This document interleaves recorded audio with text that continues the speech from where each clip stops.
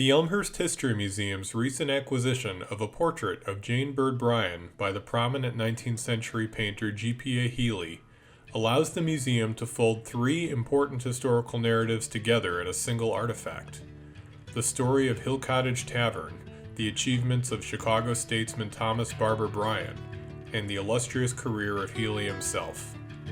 I'm Dan Lund, Curator of Collections at the Elmhurst History Museum, and you're watching Elmhurst History in Focus. Healy was already a successful portrait artist when he and his family arrived in Cottage Hill in 1857. Healy had moved to Chicago in 1855 following almost 2 decades of living in Europe and painting monarchs and nobility throughout the Old World. Healy met Thomas Bryan shortly after arriving in Chicago. The two were fast friends, and Bryan soon became one of Healy's primary patrons. They were also soon to become neighbors. Thomas Bryan and his wife Jane had moved to Cottage Hill in 1856, and while they were awaiting the completion of their large estate house, they had purchased the old Hill Cottage Tavern as a temporary residence. Hill Cottage was built in 1843 by settler Jerry Bates, and originally had served as a post office and stagecoach stop on the St. Charles Road. It still stands today as the first and oldest building in Elmhurst. When the Bryans moved to Bird's Nest, their estate on St. Charles Road west of York Street, they invited the Healys to move into Hill Cottage. For the health of their children, the Healys accepted and took up residence in Cottage Hill in 1857. Healy's years in Cottage Hill were extremely productive.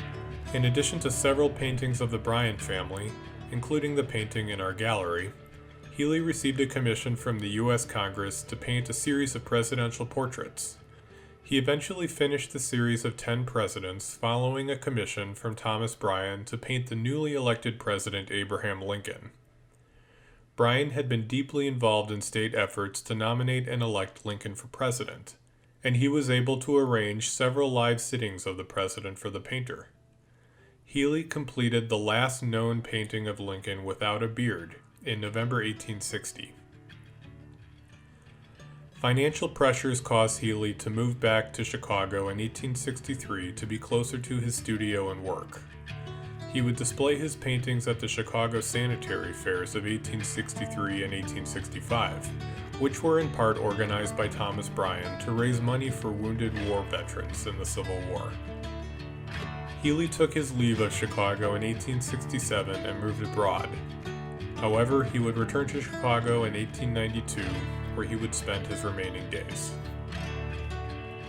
As Healy was leaving Chicago, Thomas and Jane Bryan were just beginning to leave their mark on Elmhurst history. Bryan became a community leader, establishing a chapel and church congregation on his estate grounds, which was the precursor of the Church of Our Savior, which still stands today at 116 East Church Street.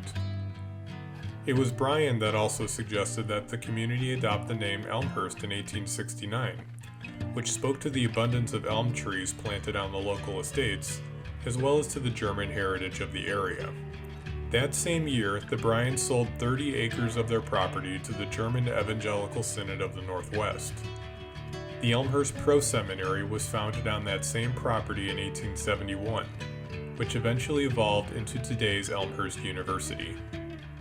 Perhaps Bryan's crowning achievement was the role he played in securing the 1893 World's Columbian Exposition for Chicago. Bryan led a group of civic leaders to convince Chicago City Council to petition the government to locate the fair in Chicago, and once that task was complete, Bryan accompanied a delegation to present Chicago's case to a committee of U.S. senators and succeeded in convincing Congress to award the fair to Chicago, which was by then the second largest city in America.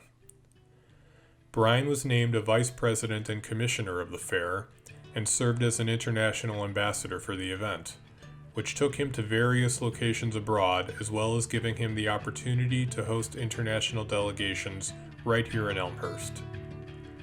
The Elmhurst History Museum is lucky to have come into possession of this painting, and that it plays so well into these three stories: the local story of Cottage Hill, the national story of Thomas Barbour Bryan, and the international story of G.P.A. Healy. The painting is installed in our core exhibit, and will be used to interpret these stories for years to come.